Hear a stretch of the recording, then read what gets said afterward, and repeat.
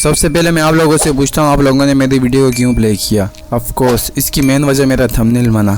Thumbnail is the main factor जो आपकी video को रैंक करता है और आपकी सीडीआर को बढ़ाता है। सीडीआर जब बढ़ता है तो पैसा ही पैसा होगा।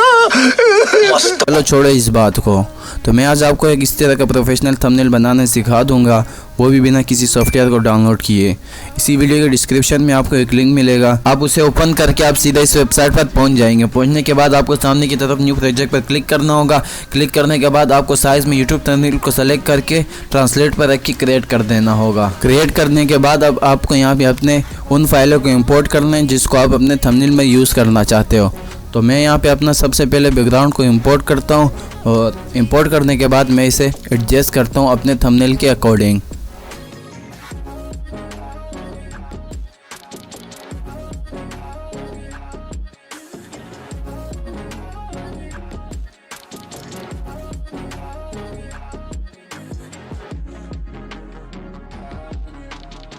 एडजस्ट करने के बाद आपको नीचे की तरफ ये आधा सर्कल नज़र आ रहा है, आप इस पर क्लिक करें और ऊपर की तरफ व्यू सैचुरेशन पे आ जाए। व्यू सैचुरेशन पे आने के बाद आपको ऊपर की तरफ व्यू नज़र आ रहा होगा।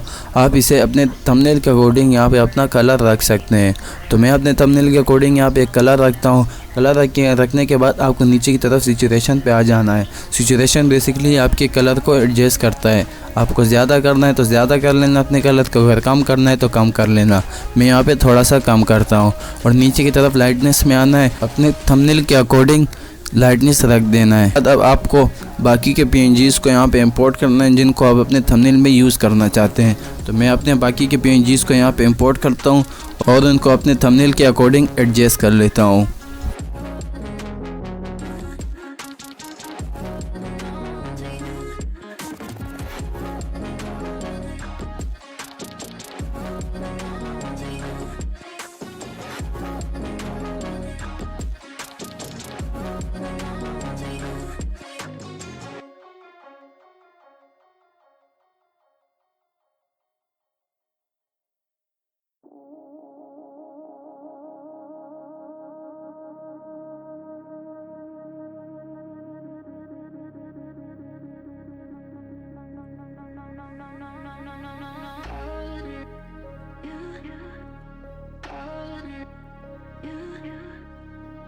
एडजस्ट करने के बाद आपको यहाँ पे टी का ऑप्शन नज़र आ रहा होगा, आप इस पर क्लिक करें और ऊपर की तरफ अपने मर्ज़ी का कोई भी फाउंड रख दें। तो यहाँ पे मैं अपने मर्ज़ी का कोई फाउंड रखता हूँ और फाउंड रखने के बाद आपको यहाँ पे अब जो भी आप अपने थंबनेल में लिखना चाहते हैं वो आप यहाँ पे लिख दें।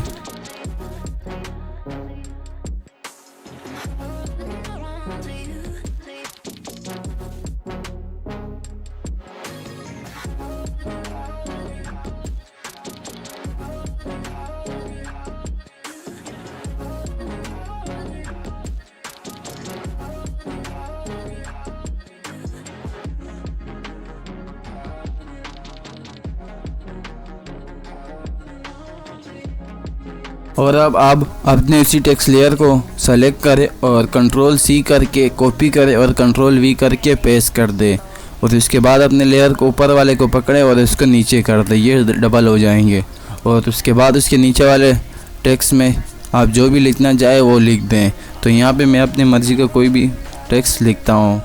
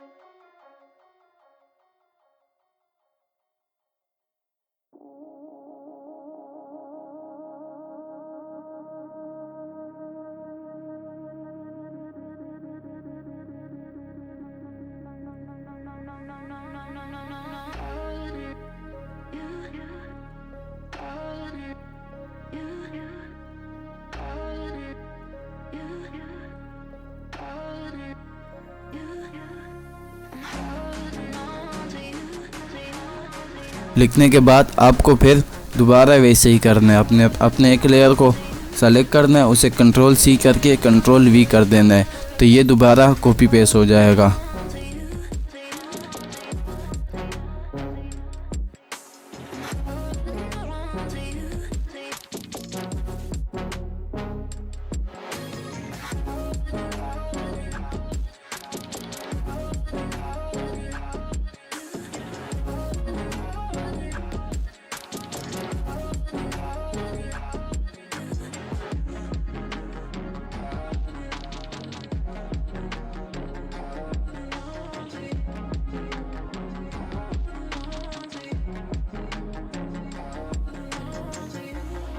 Hey, so this is a little awkward. Things haven't really been working out as well between us, and I think it's time for both of us to kind of just move forward.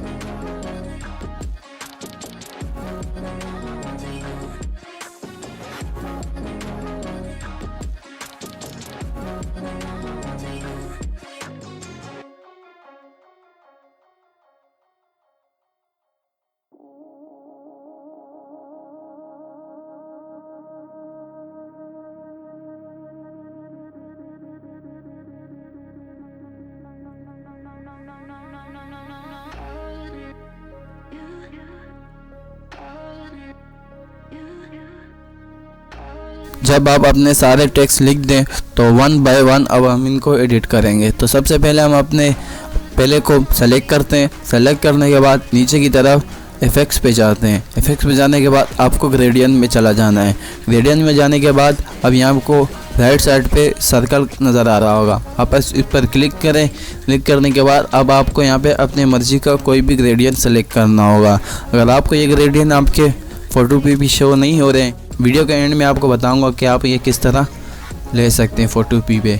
तो video and तक देखिए, and में आपको ये gift मिल जाएगा।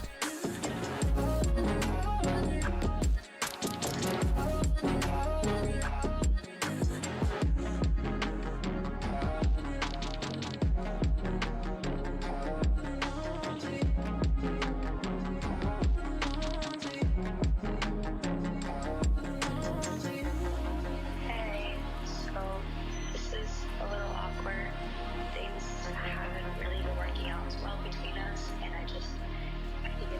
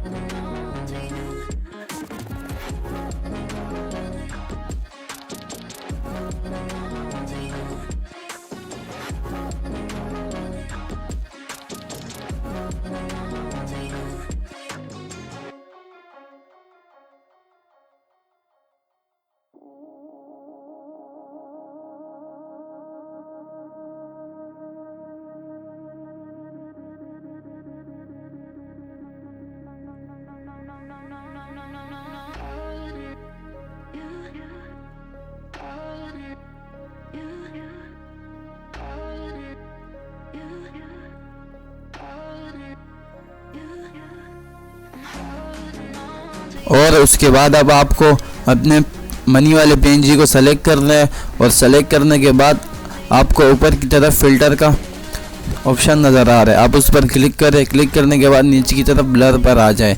Blur पर आने के बाद आपको ग्रेडियंट ब्लर सेलेक्ट करना है और इसे 0.8 पर सेलेक्ट करके ओके कर देना है।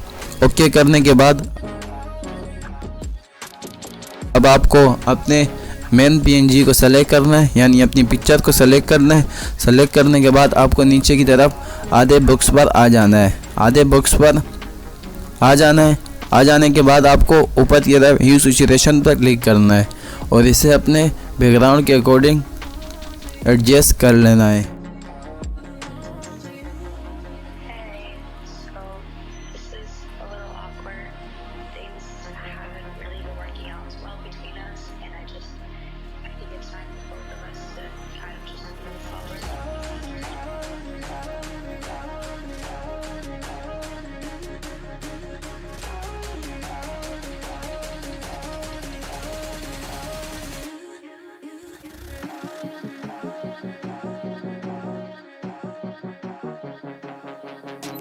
एडजस्ट करने के बाद आपको नीचे की तरफ एक खाली बॉक्स नज़र आ रहा होगा, आप उस पर क्लिक करें। आपका एक न्यू लेयर बन जाएगी। न्यू लेयर बनने के बाद आपको ऊपर की तरफ नॉर्मल लिखा आ रहा होगा, आप उसको लीनियर डॉट्स पर रख दें। उसके बाद आपको ब्रश को सेलेक्ट करना है। सेलेक्ट करने के बाद आपको ऊपर की तरफ चले जाना है। ऊपर की तरफ जाने के बाद आपको इसके साइज़ को एडजस्ट करना है। इसको एडजस्ट करने के लिए आपको इसको एरो पर क्लिक करना है। एरो पर क्लिक करने के बाद आपको नीचे की तरफ हार्डनेस को बिल्कुल 0 कर देना है और साइज़ को अपने अकॉर्डिंग सेलेक्ट कर देना है। सेलेक्ट करने के बाद अब आपको आगे की तरफ ओपेसिटी और फ्लो का ऑप्शन नज़र आ रहा है। आप इसे ओपेसिटी को 50 के और 40 के दरमियान में रख दें और फ्लो को भी इसी तरह 40 के और 50 के दरमियान में रख दें। तो मैं इन दोनों के ऐसे ही करता हूँ। करने के बाद अब आपको नीचे की तरफ जूम इन के ऑप्शन पे आ जाना है। जूम इन ऑप्शन पे आने के बाद आप इसको जूम कर दें।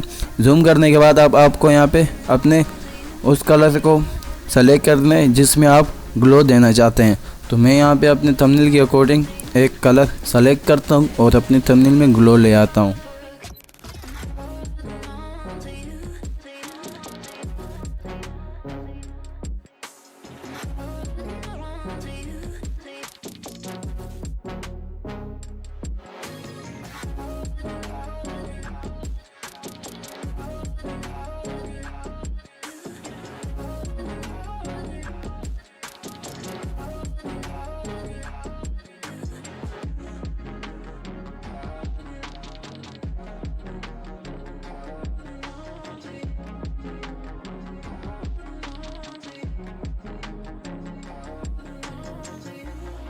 Hey, so this is a little awkward.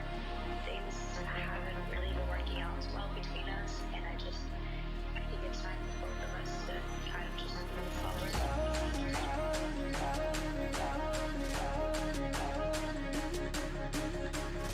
Glow लाने के बाद अब आपको अगर लगे कि ग्लो कुछ ज़्यादा ही हो गया है तो आप ऊपर की तरफ रेज़र पे जाएं और रेज़र पे जाने के बाद अब आपको ऊपर की तरफ इस पर फिर से साइज़ की ऑप्शन पे जाना है। साइज़ के ऑप्शन पे जाने के बाद अब आपको यहाँ पे हार्डनेस बिल्कुल कम कर देनी है और इसके साइज़ को भी अपने अकॉर्डिंग कम या ज़्यादा कर सकते हैं। तो मैं यहाँ पे करने के बाद यहाँ पे इसको ग्लो को थोड़ा इरेज कर लेता हूँ।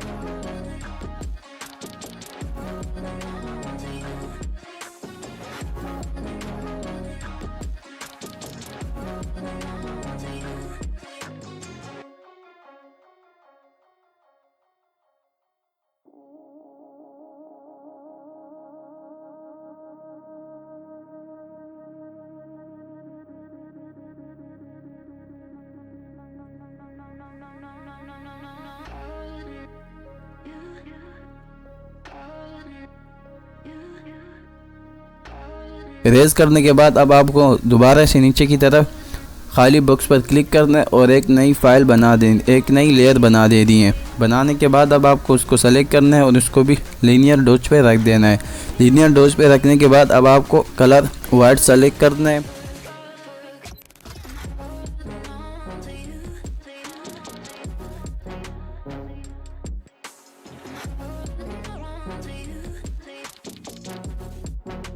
और हल्का हल्का इस पे वाइट मार देना है। मारने के बाद अब उस फाइल को आप सेलेक्ट करें और सेलेक्ट करने के बाद आपको इस PNG के पीछे रखना है, यानी इसके PNG के नीचे रखना है। नीचे रखने के बाद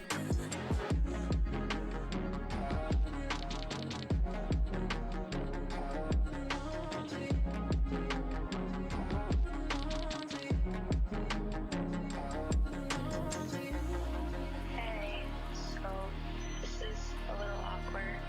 Things haven't really been working out as well between us, and I think it's time for both of us to kind of just move forward.